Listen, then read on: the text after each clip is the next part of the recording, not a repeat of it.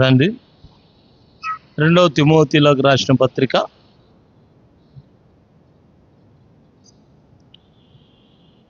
4వ అధ్యాయము 17-18 వచనాన్ని కలిసి చదువుకున్నాం. 17-18 వచనాలను కలిసి చదువుకున్నాం. అయితే నా ద్వారా సువార్త సంపూర్ణంగా ప్రకటించే నిమిత్తమును అన్యజనులందరూ దానిని వినే నిమిత్తమును ప్రభువు నా పక్క నిలిచి నన్ను బలపరిచెను గనక నేను సింహపు నోట నుండి తప్పింపబడితిని. ప్రభువు ప్రతి దుష్కార్యము నుండి నన్ను తప్పించి తన పరలోక రాజ్యములో చేరునట్లు నన్ను రక్షించాను. యుగ యుగములో ఆయనకు మహిమ కలుగును గాక. దేవుడు కొన్ని మాటలు ఆశించును గాక. కొన్ని మాటలు మనం ధ్యానించకముందు మనం కొంత ప్రభు ప్రార్థనలు జ్ఞాపకం చేస్తాం. ప్రేమైన తండ్రి, మీ పాదలకు స్తోత్రాలు స్తుతులు చెల్లించుకుంటున్నాం. ఎంతవరకు పాటల ద్వారా ఆరాధన, మా ప్రియ తండ్రి మిమ్మల్ని మహిమపరచడానికి మీరు కృపనిచ్చినందుకై నీకు స్తోత్రాలు. మా ఎదుట ఉంచబడినటువంటి బల్ల, ఆ బలలో యోగ్యమైన మంచి మనస్సాక్షితో, నిర్మలమైన మనస్సాక్షితో, దోషారోపణ లేని మనస్సాక్షితో పాలుపుచ్చుకోవాలనేదే మీ ఆశయము, మీ కోరిక. అట్లు మేము పాలు పొందుటకు మీ కృపను మాకు అనుగ్రహించు. నీవు చదువుకున్న భాగమును ధ్యానిస్తుండగా మీ సత్యమును వివరించమని, నీ ప్రజలకు తెలియపరచమని ప్రార్థిస్తూ యేసుక్రీస్తు వారి పరిశుద్ధ నామంలో ప్రార్థించి వేడుకొంచున్నాం తండ్రి. ఇక్కడ దేవుని యొక్క వాక్యములో ఒక భాగం మనం చదువుతూ వస్తాం. అపోస్తలుడైన పౌలు తిమోతిలకు రాస్తూ ఒక మాట చెప్తూ వచ్చాడు. 17-18 వచనాల్లో ఆ మాటలు కనబడతాయి. ఈ పరిచర్యను, ఈ సువార్తను, ఈ యొక్క సేవను నేను ముందుకు నడిపించడానికి దేవుడు నాకేం చేశాడు అనేది చెప్తూ వస్తున్నాడు. ఏమని? ప్రభువు నా పక్క నిలిచి నన్ను బలపరిచి కనుక నేను సింహం యొక్క నోటను తప్పించబడితిని. తర్వాత 2వ మాట మనం చూస్తుంటున్నాం, ప్రతి దుష్కార్యము నుండి నన్ను తప్పించి. సో దేవుని యొక్క వాక్యంలో తప్పించే అన్నటువంటి మాట చాలా అవసరం దేవుని యొక్క పిల్లలు అన్నటువంటి మనకు. ఎందుకంటే మనకు అటాక్ చేసేవాడు సాతానుడు ప్రతి చోట మనను అటాక్ చేస్తూ ఉంటాడు. ఒక దినమని కాదు, ఒక వారమని కాదు, మన ఈ లోకంలో ఉన్నంత వరకు మనల్ని అటాక్ చేస్తూ ఉంటాడు. కనుక దేవుని యొక్క వాక్యం ఇటువంటి పరిస్థితిలో ఎవరు తప్పించే వాళ్ళు ఎవరు అని అంటే మన ప్రభు అయినటువంటి ఈ వాక్యం నేను ధ్యానిస్తూ ఉంటే నిన్న దినాన్ని ఏమైందంటే, నిన్న దినాన్ని రాకముందే నాకు ముందుగానే అనౌన్స్మెంట్ వచ్చింది, హైదరాబాద్ సనత్ నగర్కి వెళ్ళాలంటే. ఓకే, తిరిగి నిన్న అనుకోని విధంగా మరి ఈ సాతాను యొక్క పని అంటే సాతాను యొక్క పని ఎలా జరిగింది అన్నట్టు, ఈ వయసులో మంచం మీద నుంచి బాబును తీసుకొని, కుమారుడి నా మనవుని తీసుకొని మరి తిరిగి అక్కడి నుంచి ఏ ఆధారం లేకుండా, ఆధారం లేకుండా నా కాళ్ళు 2 కూడా ఇరుక్కోపోయినాయి ఆ బెడ్షీట్లో. వెంటనే ఇలాగ తీసుకొని ఇలా పడిపోయినా. అంటే నేను పడిపోయే ముందు ఎలాగుందంటే ఏదో నీళ్ళలో పడినట్టు అక్కడ ఏం ఆధారం లేదు, పడిపోతున్నాను. అయితే ఇప్పుడు ఏం జరుగుతుందో అన్నటువంటి పరిస్థితి నాకు తెలియదు. బాబు ఏమో ఇక్కడ ఉన్నాడు చేతిలో. మరి అటువంటి పరిస్థితిలో తప్పనిసరిగా ప్రభు ఏం చేసినట్టే తను ఆదుకున్నాడు. ఇప్పుడు గొప్ప విచిత్రమైనటువంటి విషయం, 2 కాళ్ళు మంచం మీదనే ఉన్నాయి. ఈ దేహం ఇక్కడి నుంచి పూర్తిగా కింద పడి ఆ తర్వాత కాలు తిరిగి అది ఆ కాలు ఎలాగొచ్చిందో తెలియదు, కానీ ఒక కాలు తిరిగి వచ్చి కింద భూమి తగిలే లోపల ఆ చర్మం అంతా ఊడిపోయి ఆ ఎముకంతా కూడా బాగా నొప్పితో బాగా రక్తం కూడా వచ్చింది. 2 నిమిషాల పాటు వచ్చింది. తను ఇద్దరు ఈ నా కుమారుడు కోడలు బయటికి వెళ్ళారు. ఆ పరిస్థితిలో ఎలాగుందంటే కొంత అలసట వస్తే ఏమైంది అంటే నా నడుములు, ఫైనల్ కార్డ్ అంటే వెన్నెపూస, తర్వాత ఈ ఎముక, తర్వాత కాలు ఎముక ఖచ్చితంగా ఎక్కడో ఒక చోట బ్రేక్ అయి ఉంటుంది. ఇక అనుమానం లేదని మెల్లగా మొట్టమొదటిగా నా చేతిలో ఉంటాడుగా, బాబు నువ్వు తీసుకో. కింద వాడు కూడా పడిపోయినాడు. ఇక వాని తల కొత్తగా ఊరికి కొద్దిగా తగిలింది అని చూడండి. ఎలాగా అంటే మనకు అటాక్ చేస్తాడు అన్నటువంటి సాతాను. అటువంటి పరిస్థితిలో తిరిగి మెల్లగా తను తీసుకుంది. ఎలాగంటే కొద్దిగా 2 నిమిషాలు ఆగన్నాను. 6:30 గంటలకు ఉదయకాలం. మరి అటువంటి పరిస్థితిలో తిరిగి కూర్చున్నాను. నడుములు కూడా ఏం కాలేదు, వెన్నపూస కూడా ఏం కాలేదు, బాగానే ఉన్నాయి. తర్వాత కాలుకి రక్తం కారుతుంటే అది తర్వాత ఇక్కడ మోచేయికి మంచిగా ఎముకకు బాగా దెబ్బతగింది. సరే ఇవన్నీ కూడా చూసి మరి బాత్రూమ్ పోయి కడుక్కొని వచ్చిన వెంటనే మా బాబుని ఏంటంటే తిరిగి సేవకురాలకు కొంచెం ముక్కు బాగా జలుబు ఉంటే డ్రాప్స్ తీసుకోవడానికని నా కొడుకు మనోడు ఇద్దరు కూడా బండ్లో పోయినారు. బండ్లో పోయిన వెంటనే అక్కడ కరెక్ట్ సాతాను యొక్క మరి ఆ ప్రాంతంలో ఏం చేసినట్టే ఆ గుడి దగ్గర ఇద్దరు కూడా పడిపోయినారు. కుక్క అడ్డం వచ్చిందంట, ఇద్దరు కూడా పడిపోయినవి. నేను కడుక్కుని బయటకు వచ్చి చూసుకుంటుంటే తిరిగి ఈ విషయాన్ని తిరిగి చెప్తూ వచ్చాడు. అప్పుడు అనుకున్నాను, చెప్తూ వచ్చాను, ఇది సాతాను యొక్క అటాక్. సాతానుడు తిరిగి అప్పుడు పడవేయాలనుకున్నాడు, ఇప్పుడు కూడా దెబ్బతీయాలనుకుంటున్నాడు. అంటే మనల్ని వీటన్నిటి నుంచి కూడా విడుదల అయ్యాక ఎవరు ఇస్తారంటే, ఎవరు తప్పించే వాళ్ళు ఎవరు? ఆ రాత్రే నేను పడుకునేటప్పుడు ప్రతిసారి నాకు జ్ఞాపకం వచ్చేదంటే మరణం నుండి తప్పించేది ఆయన విషయం. ఆయనే తప్పిస్తాడు, నిజమే ఆయనే తప్పిస్తాడు. ఇది నేను అనుకుంటూనే తిరిగి నిద్ర కూడా పోతూ వచ్చాను. ఇది కూడా మధ్యాహ్న జ్ఞాపకం వచ్చింది. అప్పుడు అనుకున్నాను, ఈ యొక్క భావం నిజంగా ఈ వాక్యం ఎంత సత్యమైనదో మన జీవితాల్లో అది ఎంత కరెక్ట్ అయినది మనం అనుకుంటే అసలు నిజంగా హాస్పిటల్లో నేను అడుగుడుగునే అనుకున్నాను. ఆ పరిస్థితి అది ఆ అనుభూతి నాకు మాత్రమే తెలుసు. ఎటువంటి సిచ్యుయేషన్ అంటే అది ఆధారమేమీ లేదు, పడిపోతూ వస్తున్నాను బాబుని తీసుకొని. పెద్ద దెబ్బలు తగిలిపోయినాయి అనుకున్నాను, కానీ ఏం కాలేదు. కాకపోతే కొంత నరాలు కాళ్ళ చేతులు నరాలు కొద్దిగా పట్టుకున్నట్టు బస్సు తిరిగి అనుకున్నాను. ఇక పరిచయం ఎలాగని చెప్పి నేను ఫోన్ చేసినాను, రాలేదు నాయన అన్నాను. తర్వాత సరేలే కాక ఏం పర్వాలేదు అంకుల్ అని చెప్పి మీరు చూసుకోండి అని చెప్పిన తర్వాత అక్కడ ఆ బెంగళూరు చూసుకున్నటువంటి సత్యరాజు ఫోన్ చేశాను. ఆ సేవకుని ఫోన్ చేస్తే వెంటనే తిరిగి మీరు ఇక్కడ హోరే ప్రార్థన మందికి వెళ్ళండి అని చెప్పి దాన్ని చెప్తూ వచ్చాడు. ఆయన నాకు ఒకటి జ్ఞాపకం వచ్చింది. తిరిగి అన్నకు నేను ఒక మాట చెప్పాను, అన్న ఈ నెల పరిస్థితిలో మీరు 4 రోజులు కొద్దిగా రెస్ట్ ఉన్నారు, ఈ పరిస్థితిలో నేను ఏదో ఒక రోజు వస్తానని చెప్పి అది జ్ఞాపకం వచ్చింది. వెంటనే ఏం చేశానంటే అన్నకు మొట్టమొదటిగా ఫోన్ చేసి ఏదన్నా అంటే అన్న రేపంటే అన్న నేను సియోన్ వాళ్ళకు చెప్పేసినాను, సియోన్ వాళ్ళు వస్తున్నాడు అన్నాడు. అది సరేలే అంటే ఏదైనా చెప్పి చూడండి అని అన్నాను. అని వెంటనే తను చెప్పి అన్న మీరు రావడానికి ఎటువంటి అభ్యంతరాలు వచ్చేయచ్చనంటే వెంటనే ఫోన్ చేసి అన్న సారీ ఇలా నాకు దెబ్బతింది, దానివల్ల నేను కూడా రాలేను, సారీ అంటే ఏం పర్వాలేదు లేనా అని చెప్పి వాళ్ళు అదే మాట చెప్తూ వచ్చారు.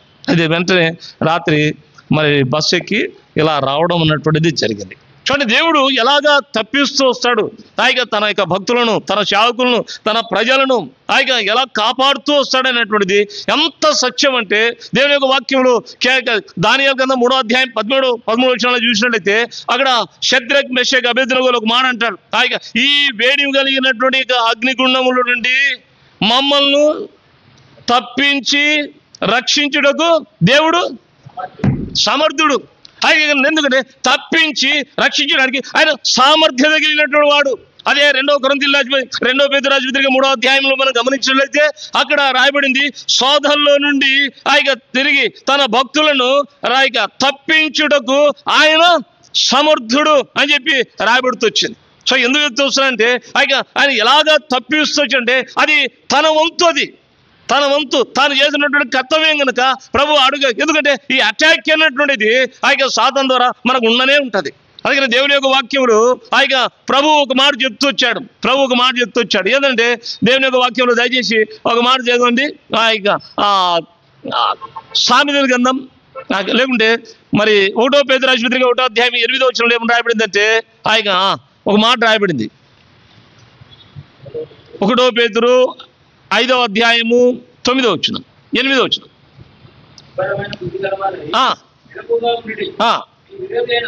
మీ విరోధైన అపవాది గర్జించు సింహం వలె ఎవరిని మింగుదుమా అని చెప్పి వెతుకుతూ తిరుగుతున్నటువంటి పరిస్థితి.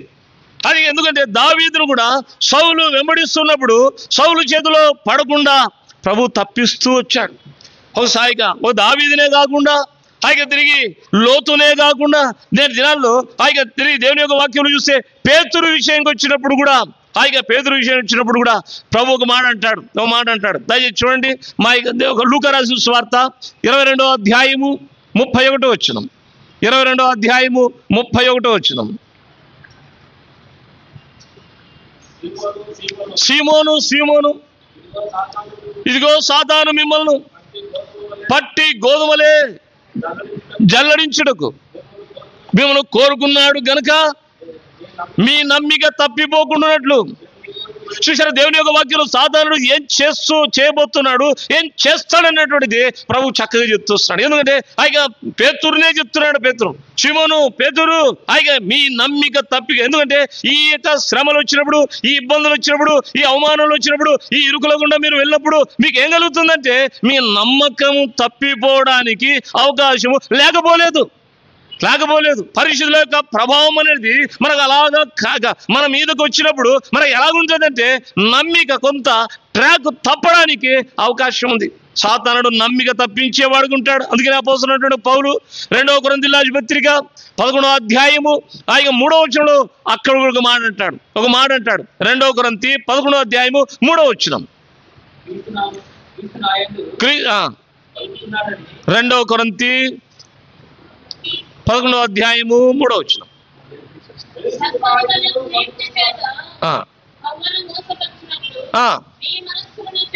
మీ మనసును చెరపబడి క్రీస్తు ఎడలనున్న సరళత నుండి పవిత్రత నుండి ఎట్లయినను భయపడుచున్నాను.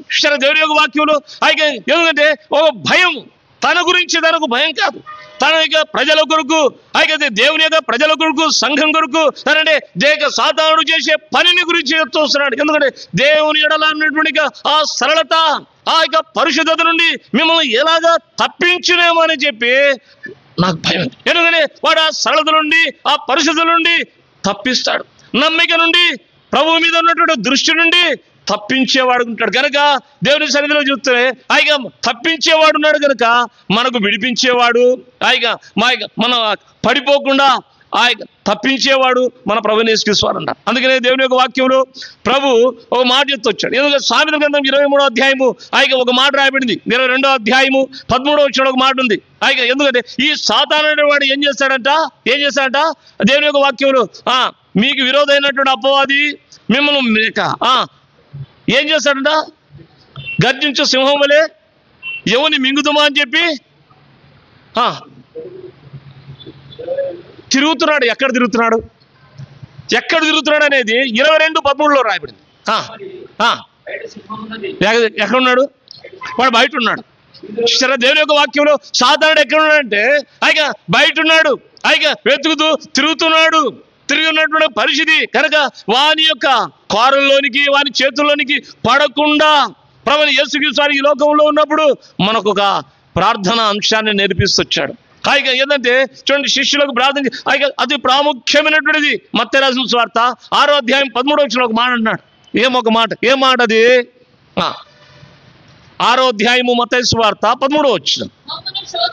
మమ్మల్ని శోధనలోనికి దేక దుష్టుల నుండి మమ్మను చూసారా, దుష్టుల నుండి తప్పించడం చాలా అవసరం. మన యొక్క దిన ప్రార్థనలో కూడా ఈ అంశం చాలా అవసరం. అందుకనే ప్రభు ఊరికే పరిశుద్ధాత్మ దేవుడు తన భక్తుల ద్వారా రాయించినటువంటిది అంటే ఇది అనవసరమైనటువంటిది కాదు, చాలా ప్రార్థనలో అవసరమైనటువంటి అంశం. అవసరం. ఎందుకంటే కీడులో పడేవాడు గాను, మనను తిరిగి పాపంలో పడవేసేవాడు గాను, మనకు అపాయములోను నష్టములోను కలిగించేవాడు ఉన్నాడు కనుక మనల్ని తప్పించుము అని చెప్పి మనం ప్రార్థన చేయాలంట. దేవుని యొక్క వాక్యంలో ఎబ్బేజీ ప్రార్థన మనకు తెలుసు. దినవృత్తాంతాలు 4వ అధ్యాయము 10వ వచనంలో మనం గమనించినట్లయితే అక్కడ ఒక మాట రాయబడింది. దినవృత్తాంతం 4:10లో ఎబ్బేజీ ప్రార్థనలో చివరి అంశం ఏముందంటే 4 విషయాలు ఉంటాయి ప్రాముఖ్యమైనది. చివరిది ఏదంటే కీడు నుండి మమ్మల్ని తప్పించుము అన్నటువంటి మాట అక్కడ ఆయనకి రాయబడింది. కనుక దేవుడు ఆ ప్రార్థనను అంగీకరిస్తాడు. ఎందుకంటే అది చాలా ప్రాముఖ్యమైనది కనుక. అది అలాగే ప్రభువైన యేసుక్రీస్తు వారు కూడా ఈ లోకంలో ఉన్నప్పుడు తన నీతి స్వరూపుడైనటువంటి తండ్రికి మరి ఈ యోహాను సువార్త 17వ అధ్యాయంలో తండ్రికి ప్రార్థన చేస్తూ ఒక మాట అన్నాడు. ఓ మాట చాలా ప్రాముఖ్యమైనటువంటి మాట. 17వ అధ్యాయము చదవండి. 15వ వచనం.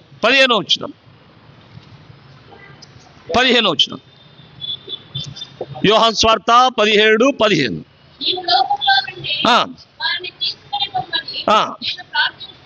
మేము ప్రార్థించడం లేదు కానీ దుష్టుడి నుండి.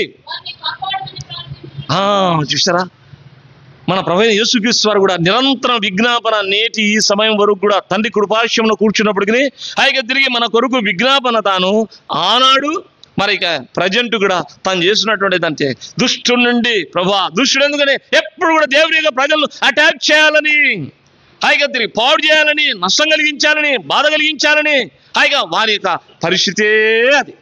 ఒకరికి నొప్పి కలిగజేస్తే దేవుని పిల్లలకు నొప్పి కలిగించే ఆ స్వభావం ఉండదు. అదే ఎలా నొప్పి కలిగించాలా, హాయిగా ఎలా బాధ కలిగించాలా, హాయిగా ఎక్కడ పడవేయాలా, హాయిగా ప్రభువు మీద ఉన్నటువంటి సరళత నుండి, ఆ పరిశుద్ధత నుండి, ఆ నమ్మిక నుండి ఎలా తప్పించాలి. ఇదే హాయిగా దివారాత్రులు వారికి కునుకున్నాక నిద్ర ఉండదండి.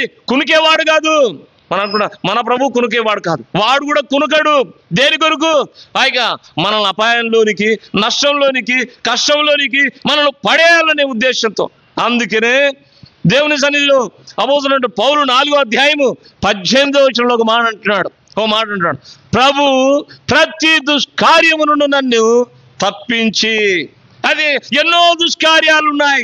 ప్రతి దుష్కార్యం అంటే దానికి అర్థం ఏంటంటే దాని భావం వెనక మనం ఆలోచన చేస్తే అనేకమైనటువంటి దుష్కార్యాలు భూలోకంలో ఉన్నాయి. అందుకనే దేవుని యొక్క ఇదే అపోస్తలుడైన పౌలు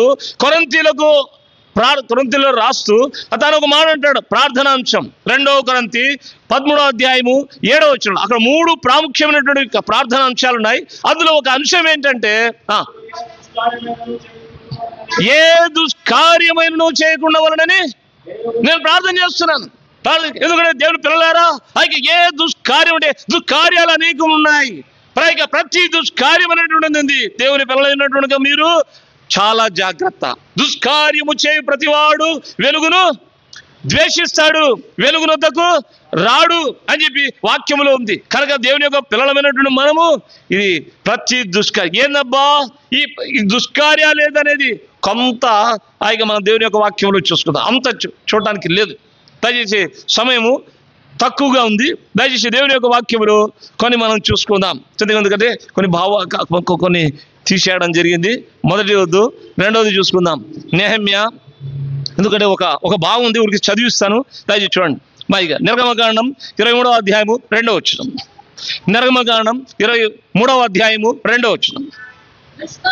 దుష్కార్యము జరిగించుటకు సమూహమును వెంబడించవద్దు అని చెప్పి రాయబడి ఈ అంశాన్ని ఆధారంగా, ఈ మాటలు ఆధారంగా చేసుకొని దేవుని యొక్క వాక్యంలో 32వ అధ్యాయంలోనికి మనం వచ్చినట్లయితే హాయిగా 32వ అధ్యాయం 1వ వచనం దయచేసి ఏమని రాయబడింది? అదే నిర్గమ 32:1.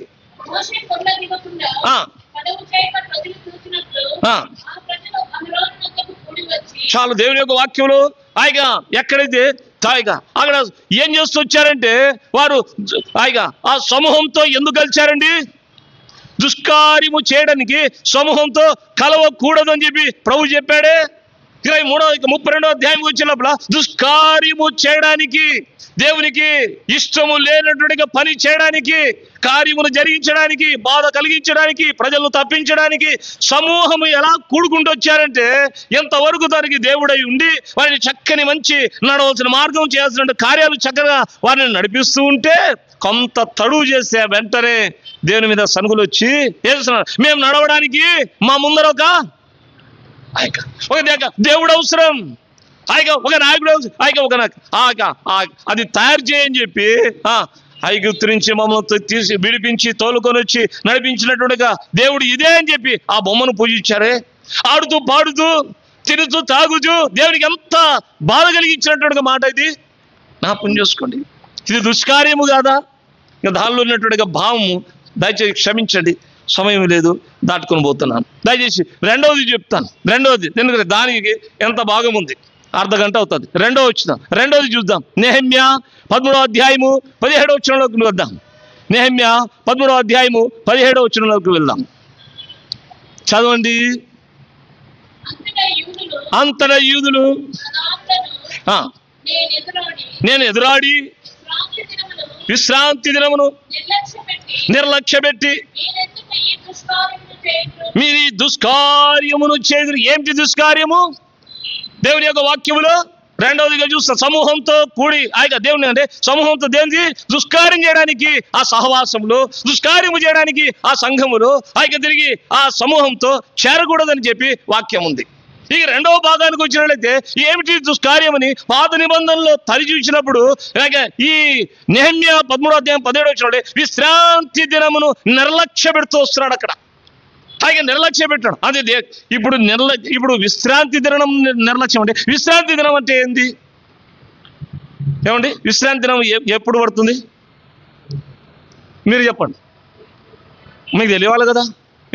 ఆ విశ్రాంతి దినం ఎప్పుడు బ్రదర్? అనుమానం వద్దు. అది ఎప్పుడు పడుతుంది? శనివారం. మన వాళ్ళు ఏం చేస్తారు తెలుసా? వేరే సాహసం లేదు, మన సాహసంలోకి వచ్చినప్పుడే ఇతరులకు ఎందు గురించి నేను చెప్పినాను కదా, ఆంధ్రప్రదేశ్ మొత్తం అన్ని సంఘాలు తెలుసు. చాలా చోట్ల నేను సేవ చేస్తూ వచ్చాను. భౌతిక మందిరాలు, ఆత్మహోన మందిరం కట్టి ఈ వయసులో దేవుడు వాడుకుంటూ వచ్చాను. అనేక ప్రాంతాల్లో మా దగ్గర చెప్పినా కదా, టీచర్ స్వభావం ఏంది? చూసిన వెంటనే తప్పు ఉందంటే వెంటనే ఏం చేస్తాడు? లైన్ కొడతాడు చుట్టూ. అంటే చూస్తాడే సరి చేసుకోవాలని. అలాంటి ఎక్కడ చూసినా కొంతమంది సంఘ పెద్దలు ఏం చేస్తారు? ప్రభా ఈ విశ్రాంతి దినమున ఈ సబ్బాత్ నీ మనిషి పోను. నేను ఎవరికెళ్ళి చూస్తా తెలుసా? నడిపించే నాయకుడికెళ్ళి కోపం వస్తుంది. అరే ఎట్లా నడిపిస్తున్నావురా, క్షమించండి. ఆ మొదటి నుంచి ఉన్నటువంటి స్వభావం నాకు అదే, అందుకనే దూరంగా ఉన్నా ఇప్పుడు. సో ఇలాంటి పరిస్థితిలో విశ్రాంతి దినం ఎలా చెప్తారా నాయన? ప్రమాణ విశ్రాంతి సబ్బాత్ దినం ఉంటాడు. విశ్రాంతి ఎలాగవుతుంది నాయన? ఇప్పుడు విశ్రాంతి దినం కాదు. దేవుని యొక్క వాక్యంలో దయచేసి చదవండి. మత్తయి రాసిన సువార్త 28వ అధ్యాయం 1వ వచనం. మత్తయి 28:1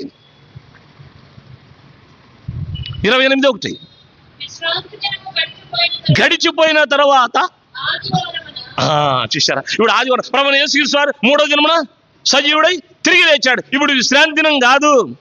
ఇప్పుడు ఏదండి ముఖ్యం? ఆదివార దినము చాలా ప్రాముఖ్యం అంటాడు. ఈ దినాన్ని ఎలాగా ఈ దినము ప్రభు దినం. ప్రభు దినం ఇది ఎంత విధంగా మనం దాన్ని నడిపించి దాన్ని మనం ఫాలో కావాలంటే అక్కడ ఉన్నటువంటి విశ్రాంతి దినమున ఆ దినాల్లో వాళ్ళు ఎలా ప్రవర్తిస్తున్నారంటే నిర్లక్ష్య పెడితే అది ఎంత కోపం వచ్చింది దైవజనుడికి. దయచేసి చదవండి 15వ వచనం. నెహెమ్యా 13వ అధ్యాయము 15వ వచనం. ఆ దినంలో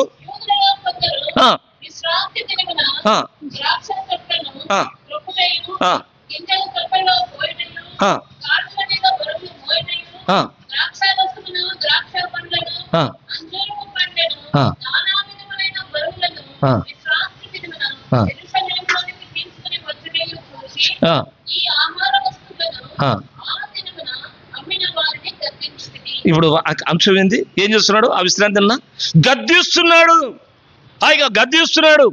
తిరిగి 17వ వచనం.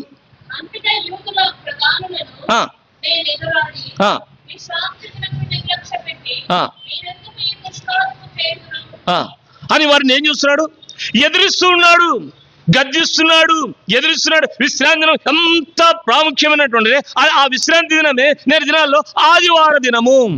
ఈ ఆదివార దినము ఎంతగా మనము తిరిగి ఆరాధించడానికి ఎంత సంసిద్ధపడాలా? ఎందుకంటే శనివారమే స్వాదములు తీసుకొని వస్తాడు సాధారణుడు. శనివారమే తిరిగి ఎక్కడ లేనటువంటి సమస్యలన్నీ, ఎక్కడ లేనటువంటి ఎవరో సరే బంధువులు వాళ్ళు వచ్చి శనివారమే రాత్రి ఇంటికి వస్తారు. వెంటనే తిరిగి ఆదివారం నువ్వు రాలేకపోవడానికి తిరిగి నీ దేవుని సన్నిధి నువ్వు అనుభవించకుండా శత్రు సాతానుడి యొక్క పని అంత బాగా బలంగా ఉంటుంది. అందుకని దేవుని యొక్క వాక్యంలో ఏ పరిస్థితి అయినప్పటికీ విశ్రాంతి ఎలా ఉండాలంటే ఆ దినాల్లో రాయించినాడు. యెషయా గ్రంథకర్త రాసి వచ్చాడు. 58వ అధ్యాయం 13వ వచనం. త్వరగా చదవండి. 58వ అధ్యాయము 13వ వచనం.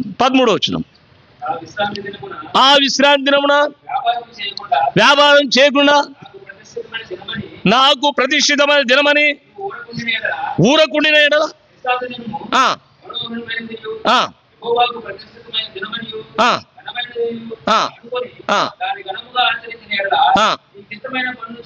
ఇష్టమైన పనులు చేయకయు వ్యాపారం చేయకయు. ఎన్ని రాయబడి ఉన్నాయండి, ఎన్ని రాయబడి ఉన్నాయి. లోక వార్తలు అది ఆ దినమే లోక వార్తలు. హాయిగా తిరిగి ఇష్టమైనటువంటి పనులు, ఇష్టమైనటువంటి వంట, హాయిగా వంట ఏదండి ఆదివారం దేవుని సన్నిధికి రావడానికి ఇష్టం కదా, నీకు ఇష్టం కదా, ఆ కార్యం జరగాలి కదా. చికెను మటను దానికి ఎందుకు పెరుగన్నం తింటే సరిపోలేదా? పెరుగన్నం తినవద్దులే, నిద్ర వస్తుంది. హాయిగా తిరిగి చెట్లను తిరగవచ్చు కదా దేవుని సన్నిధిలో. హాయిగా లేదు ఆ దినం ఎప్పుడు అంటే 10:30 కన్నా మేక అన్న ప్రకటన చేసినాడు. 10:30 అంటే 10:30 కరెక్ట్గా వాలిపోవాలి. ఎటువంటి పరిస్థితులు హాయిగా 10:30 కంటే 10కే దేవుని సన్నిధిలో హాయిగా మనం చేయాలి. హాయిగా అలాగా దేవుని సన్నిధిలో హాయిగా చెప్తూ వస్తున్నాడు. అయ్యా విశ్రాంతి నన్ను ఎందుకు నిర్లక్ష్య పెడుతున్నారు? హాయిగా నిర్లక్ష్య పెడుతూ వస్తున్నారు. వారిని ఏం చేశాడు తెలుసా? గద్దించినాడు, ఎదిరించినాడు. ఎదిరండి చెప్తూ వచ్చాడు.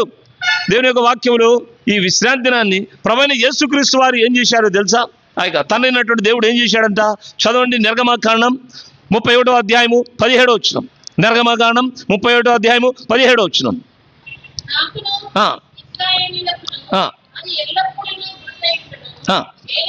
ఏలైనగా 6 దినములు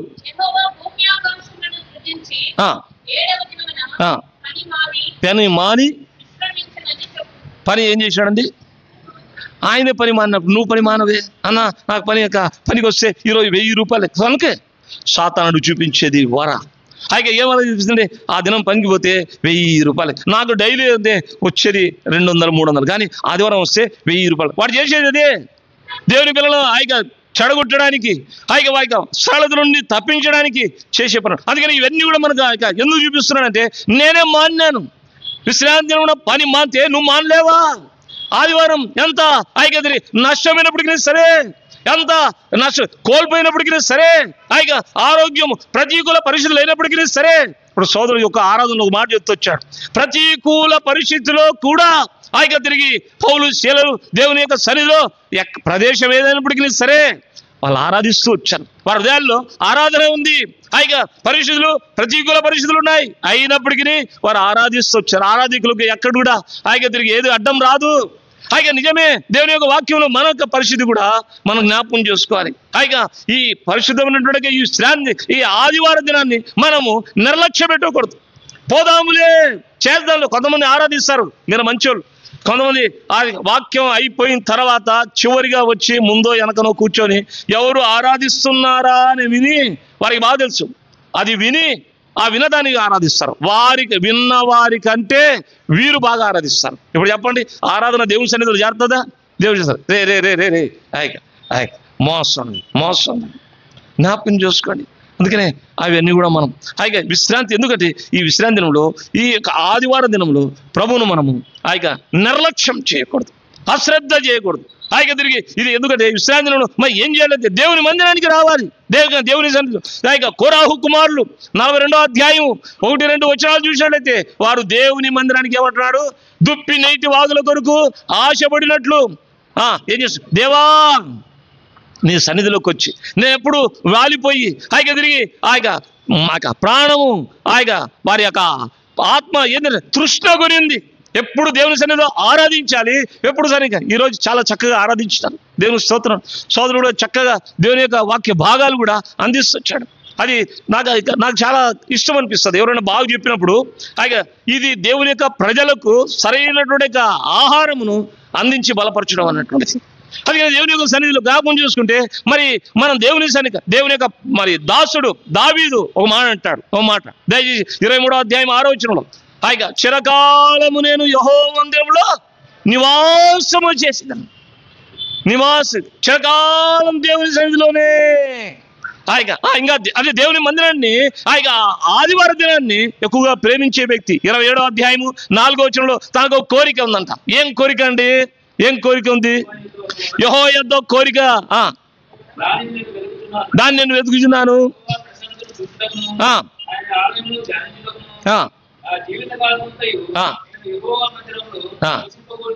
దేవుని మందిరాన్ని ఎంతగా ప్రేమిస్తున్నారండి. ఇక చూడండి, ఇంతమంది ఇంతగా ప్రేమించే వాళ్ళు ఇంకా ఆదివారం కూడా తక్కిన వారాల్లో కూడా ఉంటారా? ఉండరు. తక్కిన కార్యక్రమాలన్నింటిలో కూడా పాల్గొతాయి. మన కార్యక్రమాలు ఆ యొక్క సంఘ ప్రార్థన, బైబిల్ స్టడీ ఉంటుంది, యవనస్తుల కూడికలు ఉంటాయి, స్త్రీల కూడికలు ఉంటాయి, ఉపవాస ప్రార్థనలు ఉంటాయి, గొలుసు ప్రార్థనలు ఉంటాయి, సంఘ ప్రార్థనలు ఉంటాయి, అలాగే తిరిగి సువార్త కూడికలు ఉంటాయి, గృహ కూడికలు ఉంటాయి, స్తుతి కూడికలు, ఎన్ని కూడికలు మనకు జ్ఞాపకం చేసుకో. ఆయన కనుక దేవుని యొక్క వాక్యంలో ఇన్ని కార్యక్రమాలు ఉన్నాయే, ఆయన ఎంత ఆశ ఉందండి. ఇది అక్కడికి కొద్దిగా కట్ చేద్దాం, సమయం లేదు. మళ్ళీ ఇది కూడా ఎంత భాగం ఉంది కింద.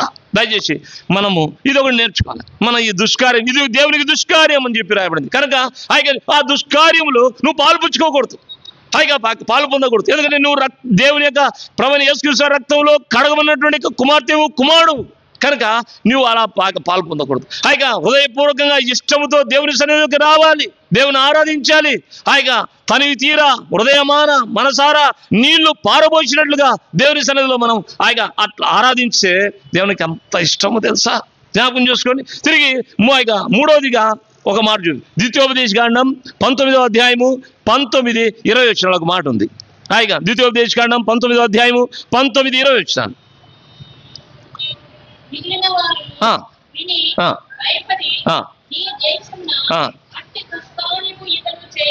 అట్టి ఏ దుష్కార్యం అని అంట అక్కడ రాయబడింది. దయచేసి 18వ వచనం చదవండి.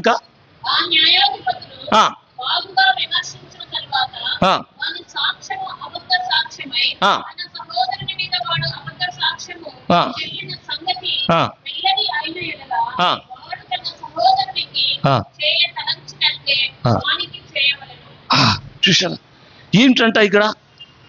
అబద్ధ సాక్ష్యం పలుకుట దేవుని దృష్టిలో ఎటువంటిది? దుష్కార్యము. ఇప్పుడు వచ్చిందంతా ఇక్కడే తంట. ఏమండి మరి నాబోతు తెలుసా అండి? నాబోతు ఎవరు చెప్పాల్సిన అవసరం లేదు. ఈ యెజబేలును చంపించిన వ్యక్తి ఎవరు? నాబోతుని చంపించింది కరెక్టే. చంపేయడానికి ఏం చేసింది? ఇద్దరిని అబద్ధ సాక్షులను నిలబెడుతూ వచ్చింది. ఆనాడు తిరిగి స్టెఫెను ఉన్నాడు. స్టెఫెను రాళ్లతో కట్టబడి చంపడానికి ముందు ఒక కారణం ఉంది. ఏమని దయచేసి చూడండి, అపోస్తుల కార్యములు 6వ అధ్యాయము 13వ వచనం. 6:13 అతనిని పట్టుకొని అబద్ధ సాక్షులను నిలవబెట్టింది. చూసా దేవుని యొక్క వాక్యంలో అబద్ధ సాక్ష్యాన్ని నిలబెట్టడం కారణం ఏంటంటే తిరిగి స్టెఫెను రాళ్లతో కట్టబడ్డానికి అక్కడ నాబోతు రాళ్లతో కొట్టబడి చంపబడుతొచ్చాడు. ఇక్కడ కూడా చంపబడుతొచ్చాడు నీతిమంతుడైనటువంటి నాబోతు. ఈ దినాల్లో దేవుని యొక్క ప్రజల్లో ఉన్నటువంటి యొక్క బలహీనత ఏదంటే అబద్ధ సాక్ష్యం, లేని వార్తను. అదే 23వ అధ్యాయం నిర్గమకాండం 1వ వచనంలో కూడా ఆ భాగం రాయబడింది. నిర్గమకాండం 23:1 కూడా అక్కడ రాయబడింది. దయచేసి చదవండి. లేని వార్తను పుట్టించి అది లేని వార్తనంటే అబద్ధ సాక్ష్యం కదా. అక్కడ ఏమి లేదు. ప్రభువైన యేసుక్రీస్తు వారిని కూడా అప్పగించడానికి అబద్ధ సాక్షులను కలిగిస్తూ వచ్చారు. అది సరిపోలేదు. అందుకనే దేవుని యొక్క పిల్లలకు ఉండకూడనిది, తిరిగి దేవునికి ఇష్టము కానిది ఏదంటే ఈ అబద్ధ సాక్ష్యం. ఉండేది ఉన్నట్టుగా యథార్థంగా చెప్పాలి కానీ ఇది ఒక ఆజ్ఞ. ఏది? నిర్గమకాండం 20వ అధ్యాయము 20వ అధ్యాయం 16వ వచనంలో ఒక మాట, ఒక ఆజ్ఞ ఉంది. ఏం ఆజ్ఞ అండి ఇది? 20వ అధ్యాయము 16వ వచనం. అబద్ధ సాక్ష్యము. సో దేవుని యొక్క వాక్యం అది ప్రభావం.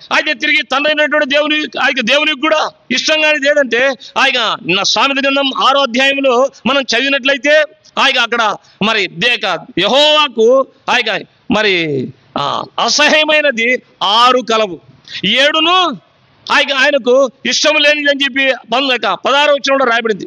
6వ అధ్యాయము 16వ వచనంలో ఏమిటది? 19వ వచనంలో ఒక మాట చూద్దాం. 6వ అధ్యాయం 19వ వచనం. లేని వాటిని పలుకు అబద్ధ సాక్షియు, అన్నదమ్ముల్లో జగడము. ఇదే ఈనాడు జ్ఞాపకం చేసుకోండి, శత్రు సాతానుడు సులభంగా దేవుని యొక్క ప్రజల మధ్య ఎడమ తీసుకురావడానికి, వారు దూరము కావడానికి, వారు విభాగించబడ్డానికి, వారు రెండు మూడుగా చేల్చబడ్డానికి ఇదే కారణం. లేని వార్తను కొన్నిసార్లు అలాగే హెబ్రోన్లో జరిగి ఉండదు, అలా జరిగిందన్నా అన్నట్టు చెప్తాను. నేను సేవ చేసే సందర్భాల్లో సంఘాల్లో ఉన్నప్పుడు నేను ఏం చేస్తాను, హెబ్రోన్ మేము క్యాలెండర్లకు వెళ్తూ ఉంటాం. ఇయర్ ఎండింగ్ మీరు క్యాలెండర్కి వెళ్ళినప్పుడు అప్పుడు అందరూ కూడా కలుసుకుంటాం. షాకుల మీటింగ్ కూడా జరుగుతుంది. అంతా అయిన తర్వాత అన్న హెబ్రోన్లో ఎలాగుందన్న ఆ దినాల్లో కూడా ఉంది. అయితే నేను చెప్పండి, భక్సింగ్ గారు బాగున్నారయ్యా, ఆయన తిరిగి విశ్రాంతి తీసుకుంటున్నాడు, భోజనం చేస్తున్నాడు, బండి మీద బాగా చక్కగా నడిపించబడుతూ వస్తున్నాడు, ఏదన్నా ఉన్నాయి పరిస్థితులు. అవన్నీ ఏం చెప్తారు, బాగున్నారు, మీరందరూ కూడా బాగా ప్రార్థన చేయండి, హెబ్రోన్ కోరుకోండి. ఏ విషయం ఇప్పుడు ఏమొచ్చినాయి, ఫోన్లు వచ్చినాయి. నాకంటే మనందరికీ శావుకుల కంటే విశ్వాసులకు ఇంకా బాగా తెచ్చిపోతుంది. ఎంత అబద్ధం కనుక లేని వాటిని కూడా మనం చెప్పాల్సినటువంటి పని లేదు. కొన్ని విషయాలు ఇలాగుంటాయి కనుక మన జీవితాలు మనం స్ప్రెడ్ చేయకూడదు. మరి మనలో దాచుకొని మనం దేవుని సన్నిధిలో ప్రార్థన చేసేవారికి ఉండాలి. కానీ ఇక దేవుని యొక్క వాక్యంలో చూసినట్లయితే జగడములు ఎందుకు కలుగుతున్నాయి, లేని వార్తను కలిగించుతారు. అన్నదమ్ములు ఏమైపోతున్నారంటే ఒకే ఉదరం నుంచి సహోదరులు వేరైపోవడం శత్రు సాతానుడు చేస్తున్నటువంటి పని. అది ఇది ఏమబ్బాయి అలవాటు ఇప్పటి నుంచి ఉందంటే మనకు ఒక వాడుక ఉంది, మనకు ఒక అలవాటు ఉంది. హోషేయ గ్రంథం 24వ అధ్యాయము 2వ వచనం. హోషేయ గ్రంథం హోషేయ 4వ అధ్యాయము 2వ వచనం.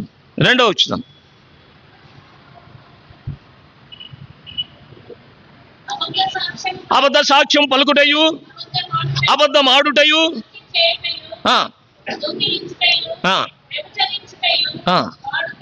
ఏ వాడుకంటే అలవాటు. మనకున్నటువంటి అలవాటు ఏంటంటే జ్ఞాపకం, మనకున్నటువంటి అబద్ధ సాక్ష్యం.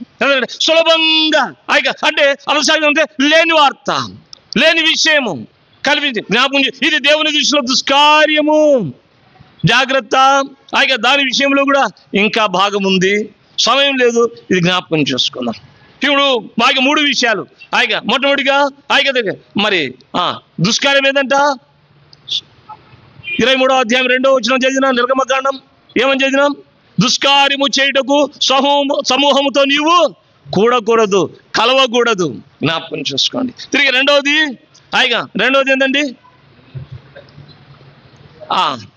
రెండవది విశ్రాంతి దినాన్ని, అంటే దేవుని యొక్క ఆదివార దినాన్ని నీవేం చేయకూడదు, నిర్లక్ష్యం చేయకూడదు, అలక్ష్యం చేయకూడదు. దాన్ని నువ్వు ప్రేమించాలి, దాన్ని అనుసరించాలి. పద్ధతులు ఉన్నాయి, క్రమం ఉంది. ఆ క్రమం చొప్పున ఖచ్చితంగా నువ్వు రావాలి, కూర్చోవాలి, ఆరాధించాలి, ప్రభువును ఘనపరచాలి. జ్ఞాపకం చేసుకోండి. తిరిగి దాన్ని ఏమాత్రం అలక్ష్యం చేయదు. అది దేవుని దృష్టిలో దుష్కార్యం అని చెప్పి వాక్యంలో చూస్తున్నాం. మూడవది మనం చూస్తొచ్చాం, అబద్ధ సాక్ష్యం. అది పొరుగు వారికి ఎంతో నష్టం కలగజేస్తుంది. దేవుని యొక్క పరిచర్యను, దేవుని యొక్క సేవను, దేవుని యొక్క పనిని ఎంతో ఆటంకంగా చేసి దేవుని పనిని ముందుకు నడిపించకుండా అది ఆపివేస్తుంది. జ్ఞాపకం చేసుకో. కనుక అటువంటి ఎప్పుడు కూడా నువ్వు జ్ఞాపకం చేసుకో, ఇప్పుడు కాదు భవిష్యత్తులో ఎప్పుడు కూడా లేని వార్తను, అబద్ధ సాక్ష్యాన్ని నువ్వు పలుకోవద్దు. ఉంటే చెప్పు. లేకుంటే అది స్ప్రెడ్ అయ్యేపడుతుంటే అది నష్టాన్ని కలగజేస్తుంది, సేవకు దేవునికి అవమానం కలగజేస్తా అంటే దాచి ఉంచు, ప్రార్థన చేయి. అంతేగా అతని 4వది దయచేసి రండి. యెహోషువ గ్రంథం 7వ అధ్యాయము 15వ వచనం చూసుకొని బలలో పాల్గొందాం. అయిపోయింది నా సమయం, 5 నిమిషాలు ఎక్కువనే అయిపోయింది. మేమేమో గంటలలో అయిపోతుంది, మాకేమో తక్కువ సమయం అయిపోయింది. సరే, 7వ అధ్యాయం 15వ వచనం చదవడమ్మా. యెహోషువ గ్రంథం 7వ అధ్యాయం 15వ వచనం. అప్పుడు శపితమైనది ఎవరి దగ్గర దొరుకును, అగ్ని చేత కాల్చివేయబడను. ఎలాగనగా అది యెహోవా నిబంధనను మీరి ఇజ్రాయెల్లో ఏం కార్యం చేసిన దుష్కార్యం. ఏంటంట దుష్కార్యము? శపితమైనది, లోక సంబంధమైనది, నీది కానిది నీవు ఉంచుకున్నట్లయితే అది దేవుని దృష్టిలో దుష్కార్యము. ఒకసారి నేను మరి ఐటీఐలో నేను సేవకు రాకముందు యేసు ప్రభువును కొత్తగా అంగీకరించినటువంటి దినాలు, యేసు ప్రభువును అంగీకరించి ఆ ఐటీలో 18 సంవత్సరాలు నేను టీచర్గా కొనసాగుతున్నటువంటి పరిస్థితిలో అక్కడ నా అన్నీ మనకు ఒక్క పొరపాటు ఏదంటే, అక్కడే నా ఆధీనంలో ఉంది కదా, నా స్వాధీనంలో ఉంది కదా, నేనేం చేస్తే పర్వాలేదులే అనుకొని నేను ఇంకా ఐటీఐ మొత్తం కూడా ఆయన తిరిగి మమ్మల్ని బాగా నమ్ముతాడు, ఆ యజమానుడు నమ్ముతాడు. ఆయన తిరిగి లక్షలకు మించినటువంటి ఇది. ఆ సందర్భంలో నేనేం చేశానంటే, ఇనుము ఉంది, స్క్రాప్లో వేసే బదులు ఈ కడ్డీలన్నీ కూడా వెల్డింగ్ షాప్లో పంపించి చక్కగా ఒక టేబుల్ తయారు చేసినాం. ఒక టేబుల్ తయారు చేపించి ఆయన ఎక్కడ లేనటువంటి 3 రంగులు, ఆయన అంటే మన జెండా 3 రంగులు కదా, అలాగా 3 రంగులు ఆయన తిరిగి అది దానికి బాగా పెయింట్ పూసి అది ఇంట్లో పెట్టుకున్నాం. ఎంత బరువు అంటే అంత బరువైనది, అంత ఐరన్ దానికి నేను నమూనా వేసినాను. అందులో డ్రాయింగ్లో నేను ఫస్ట్ అనమాట. ఈ డ్రాయింగ్లో స్కెచ్ చేస్తే అలాంటి తయారు చేసి మాకు డ్రాయింగ్ మాస్టర్ కూడా కదా అని చెప్పి అది బాగా తయారు చేసి అలాగా తయారు చేసి అందులో పెట్టి అప్పుడు దినమంతా కూడా జ్ఞాపకం చేసుకొని నేనేదో తప్పు చేయలేదు, నేను శబితమైనటువంటి ఏది కూడా తీసుకోలేదు, నేను న్యాయంగా నడుచుకుంటున్నానని చెప్పి నేను అనుకుంటున్నానే కానీ ఆ టేబుల్ నాతో మాట్లాడుతూ వచ్చింది. హాయిగా మాట్లాడుతుంది. దినము భోజనం చేస్తుంటే దొంగ యార్రా పైందా కింద నేను చూస్తున్నాను, అది మోసగాడా, ఎవరు అది, ఎవరు కాదు, అది మాట్లాడుతుంది, ఆ టేబుల్ మాట్లాడుతుంది.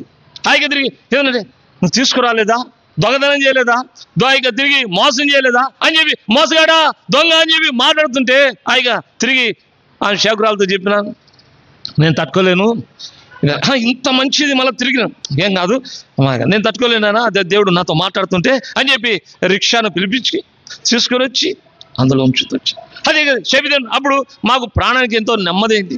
హాయిగా మాట్లాడేది ఏది లేదు, హాయిగా ఎందుకంటే దోచుకునేది ఏమీ లేదు, శబితమైంది ఏది లేదు. హాయిగా జ్ఞాపకం చేసుకో సోదరా, ఆ శబితమైనటువంటి ఏదైనప్పటికీ సరే హాయిగా నీ ఇంటిలో నీ ఒంటిలో హాయిగా తిరిగి నీ మీద నీ యొక్క గృహాల్లో అది ఉంటే అది తప్పనిసరిగా హాయిగా మరి అది దేవుని దృష్టిలో దుష్కార్యము. అది దేవుడు మాట్లాడుతూ ఎంత నుండి హాయిగా యథార్థవంతురాలుగా నీతివంతురాలుగా ఉన్నప్పటికీ అది మాట్లాడుతూనే వస్తాయి. నేను వెలుగులో సేవ చేసినప్పుడు 5 సంవత్సరాలు చేస్తాను. ఒక సిస్టర్ ఇక్కడ వచ్చింది, ఇప్పుడు హెబ్రోన్లో కూడా యెరూషలేంలో కూడా హెడ్ నర్స్గా ఉండి తను షారా పని చేస్తూ వస్తుంది. తను అక్కడ అప్పుడు న్యూ అపార్ట్మెంట్ తీసుకొని వస్తుంటే మంచిదిన నన్ను హాస్పిటల్లో మా 2 పిల్లలకి ఎప్పుడు కూడా మరి నాగార్జున సాగర్లో ఎప్పుడు కూడా ఆ నీళ్లు సందు లేకుండా కారుతూ ఉంటాయో అలాగా ఆ డ్యామ్ నుంచి అలాగా మా 2 పిల్లలకు ఎప్పుడు కూడా జలుబు, ఎప్పుడు కూడా జలుబు. మరి చూసి అయ్యో సేవకుని పిల్లలు ఇంత బాధపడుతున్నారే అని చెప్పి సిట్రిజను ఇంకేంటి కోల్డ్ యాక్టు, పారాసిటమాల్ ఇవన్నీ కూడా కుప్పలు తెచ్చిపెట్టాను. కుప్పలుగా అమ్మా శారమ్మా అది ఎప్పుడైతే తెచ్చిపెట్టిందో అది వేస్తుంటే ఇంకా డబల్ అయిపోయింది. అమ్మా శారమ్మా ఆయన తిరిగి రాను తాతలు ఏమనుకోద్దు నాయన, ఇవన్నీ తీసుకో ఎక్కడి నుంచి వచ్చి అది నా హ్యాండ్ ఓవర్లు ఉంటాయి అంకుల్, హాయిగా నేను తీసుకొని వస్తాను అంకుల్, హాయిగా మాకు ఎవరు ఏం చెప్పేది అమ్మ, అందుకనే వద్దు, ఎవరైనా మీకు అధికారం ఉంటే తెచ్చింటే బాగుండు, కానీ నీకు తెలియకుండా అధికారం తీసుకొని వస్తాను, వద్దు తల్లి, హాయిగా మా పిల్లలు చూసినావు కదా, హాయిగా తిరిగి జలధారలు ఎక్కువైపోయినాయి, హాయిగా జ్వరాలు ఎక్కువైపోయినాయి, ఇంకా తట్టుకోలేము తల్లి అంటే అది ఎప్పుడైతే ఏమనుకోవద్దని చెప్పి హాయిగా తిరిగి మళ్ళీ లబ్బర్లు చుట్టేసి ఆయన తీసుకుపోయింది. బాధపడుతున్నా తీసుకుపోతే ఎప్పుడైతే తీసుకుపోయిందో వీళ్ళకు ఆ జలధారలు తగ్గిపోయినాయి, కట్టడాలు తగ్గి ఇంకా బాగా అయిపోయింది. ఎందుకంటే అవి అన్ని మనం తీసుకోవడానికి వీలు లేదు, వాడుకోవడానికి వీలు లేదు, మాదే కదా అని చెప్పి అంతా తెచ్చిపెట్టుకుంటే సంతా ప్రభు ఊరుకుంటాడా? శపితమైనటువంటిది ఏదైనా నీది కానిది అలాగా అయ్యగారు ఏం చూస్తూ వచ్చాడంటే శపితమైనటువంటిది తీసుకొని వచ్చాడు. అప్పుడే దేవుడు చూపిస్తూ వచ్చాడు. ఏం చూసిందంటే శపితమైన ఏదైనా కానీ మీరు ఉంచుకోకూడదని చెప్పాడు. ఎరుకో పట్టణాన్ని ఈజీగా జయించారు. హాయి అనే పట్టణానికి వెళ్ళారు. హాయిగా జయించి వచ్చి అనుకున్నారు. ఏమైపోయినారు? ఓడిపోతూ వచ్చారు, చనిపోతూ వచ్చారు. చూస్తూ వచ్చాడు. ఇవన్నీ కూడా ఇవన్నీ కూడా ఆ ఆకాను వాళ్ళు చూస్తూ వస్తున్నాడు. అది చూసి అయ్యో దేవుని సన్నిధిలో ప్రార్థన చేస్తున్నారు, సేవకులు ప్రార్థన చేస్తున్నారు, యెహోషువ పెద్దలు. అప్పుడైనా కానీ అయ్యా అది తీసింది నేనేనయ్యా అని చెప్పి అప్పుడు రావచ్చు కదా ప్రార్థన అయినప్పటికీ రాలే. దేవుని యొక్క తీర్పులు వచ్చిన తర్వాత 15వ వచనంలో వచ్చింది, ఎవడైతే తీసుకున్నాడో శపించబడిన వాడిని రాళ్ళు తీసుకొని వాడిని కొట్టి చావగొట్టాలి అని చెప్పి దేవుని యొక్క ఆజ్ఞ బయలుదేరింది. ఆజ్ఞ బయలుదేరిన తర్వాత వచ్చి అయ్యా యూదా గోత్రము పట్టబడింది. ఆ యూదా గోత్రములో అయ్యగారు ఉన్నారు, ఆకాను పట్టబడినాడు. వచ్చి అయ్యా అది చేసిందంతా కూడా నేనేనయ్యా, ఆ శపితమైంది నేనే తీసుకున్నాను, ఆ దుష్కార్యం చేసినటువంటి వాడిని నేనే. ఇప్పుడు ఏం లాభం? తరుణం దాటిపోయినప్పుడు, తరుణం మించిపోయినప్పుడు, ఆకాశము జ్ఞాపకం చేస్తున్న ఏశావు కూడా హెబిల్ ఆసుపత్రిలో ఉంది. సమయం అయినప్పుడు కన్నీళ్లు పెట్టి తను వేడుకున్నప్పటికీ ప్రార్థన చేసినప్పుడు ఏం లాభం చెప్పండి? అలాగే దేవుని యొక్క వాక్యంలో మనం చూస్తున్నాం, ఆ ధనవంతుడుగా అవకాశం దాటిపోయి ఎక్కడ ప్రార్థన చేస్తున్నాడండి? పాతాళంలోకి వెళ్ళి అక్కడ ప్రార్థన. ఏం లాభం చెప్పండి? ఉన్నప్పుడే సరి చేసుకుంటే చక్క చేసుకుంటే ప్రభు క్షమించేవాడు కదా సోదరా. అటువంటి తరుణం దేవుడు మనకిస్తూ వస్తున్నాడు. జ్ఞాపకం చేసుకుందాం. మరి అది దేవుని దృష్టిలో దుష్కార్యం అని చెప్పి వాక్యము మనకు సెలవిస్తుంది. కనుక దేవుని యొక్క వాక్యంలో ఏందో తెలుసా? యెహోషువ గ్రంథం ఓ మాట చూసుకొని బలలో పాల్గొందాం. 6వ అధ్యాయం 18వ వచనం. యెహోషువ 6వ అధ్యాయము 18వ వచనం. శపించబడిన వాటిలో కొంచెమైనను మీరు తీసుకునే యెడల